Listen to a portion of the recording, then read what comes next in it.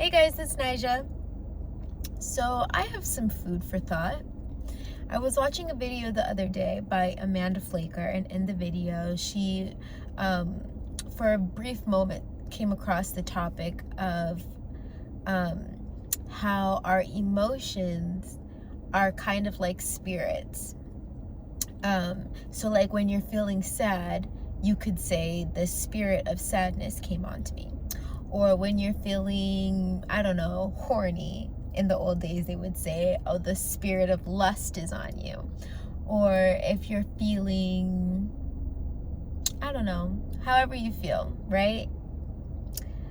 Your emotions, energy in motion, are simply like spirits. What's a spirit? Spirit is a spirit, not spirit, how people are like, use spirit and God interchangeably. I'm not talking about that. I'm talking about like spirit, like entities, right? How they say like alcohol is a spirit. It can introduce entities to you, or yeah, a spirit, like a ghost, okay? Think about it like that. Spirit, ghost. It's energy. A ghost is energy, remaining energy that's still lingering. Spirits are energy that is lingering, right? And so you can see how it's interchangeable, right? And so I was getting this download, and the download said, tell the spirits or the emotions what to do.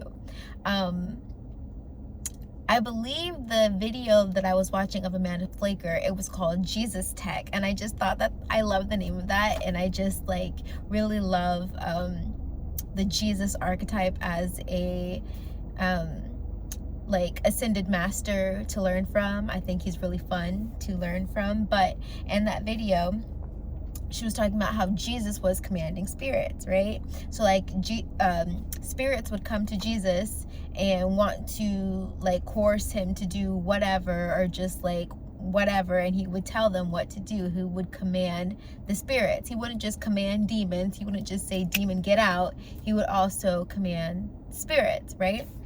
And so again, it is just a metaphor or a representation showing you what you two have the ability to do. That is what the Jesus archetype was all about, showing us all the superpowers that we can unlock ourselves if we decided to walk into our divinity as the Jesus character did, okay? And so again, talking about commanding the spirits. So this came about me. So I got the idea then, like, okay, if you're always procrastinating, or if you're dealing with laziness, you command the spirit of laziness off of you, right? Or if you're dealing with depression or sadness, you command the spirit of depression off of you. Or if you are dealing with whatever you're dealing with, right? Like if you want more energy, you can invite the energy or the spirit of productivity into your life. Now, I know to some people this might sound a little bit scary, right? Like if you like come from a religious or Christian background and they're like, no, spirits are bad, you know, like that's bad, you shouldn't work with like it. But it's like these energies are all around, and we unconsciously or consciously agree to interact with them. I'll give you an example. When you're driving down the road and somebody cuts you off and it pisses you off and you get angry, you have taken on the spirit of anger, right? When like if you're like, I don't know, talking to your friend and they give you some bad news, one could argue, and you start to cry and you start to feel low vibrational and so like low about the sad news, one could argue the spirit of sadness has now come on to you, right? And this is something else that she was talking about in the video that I found extremely fascinating. Like, you know, like sometimes you know things to be true, but like until somebody says it, it's like, oh, I never thought about it like that. How these energies just need bodies to perform the acts through. These energies are here and they're present, and they just think about it just like energies or spirits just walking around the earth plane, right? We can't see it, we can't physically see it, but like they're here on the astral plane, or like they're just here with us. These energies, these spirits are here with us even though we don't see them. But they have no power because they need human bodies to interact these energies through.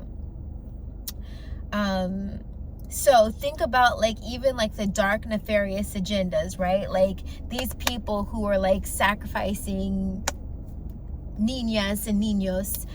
Try not to like trigger the algorithm by saying certain things, but like, you know, like they're abducting niñas and niños and they are doing bad things to them, right? One could argue it's not even necessarily the person who is doing it that we are fighting against. We are fighting against the energy or the spirit that is animating this person to make them do these corrupt things, right? Think about the judicial system.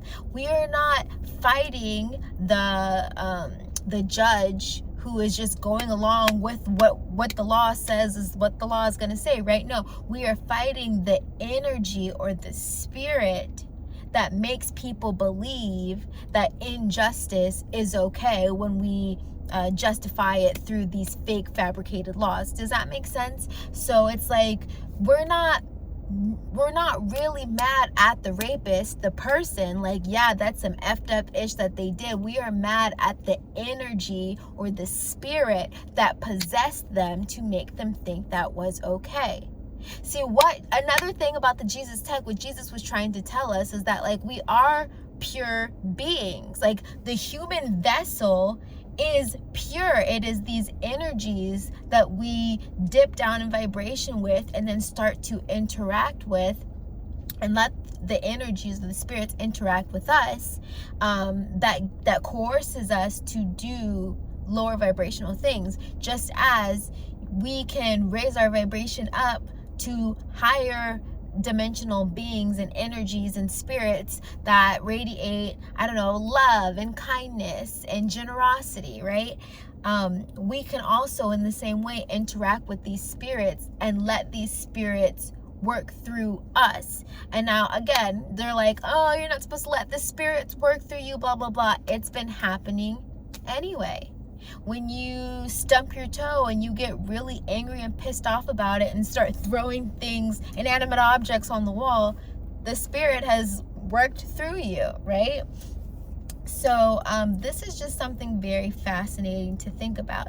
And again, this goes with another video Amanda Flaker made. She was talking about war and how war is nonsensical.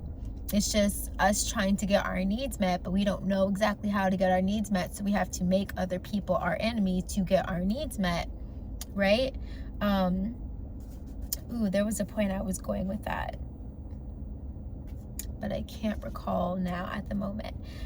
So I think they want me to get back onto this previous topic, but I think that is all I want to say. How can you use this technology, now that you know this, how can you use this technology to your benefit? Well, when you are starting to feel lazy or stagnant or confused, tell that energy to get off of you. Command the energy, command the spirit. So whenever you're like, you're supposed to be doing something productive and getting something done, and you just for the life of you are like meeting so much resistance and you don't want to do it, you say, spirit of procrastination, get off of me, or spirit of laziness, get off of me. Or like if you want to be happy, you want like people are like, happiness is a choice, right? You can say, spirit of happiness, be with me. Spirit of joy, be with me. Spirit of peace, be with me.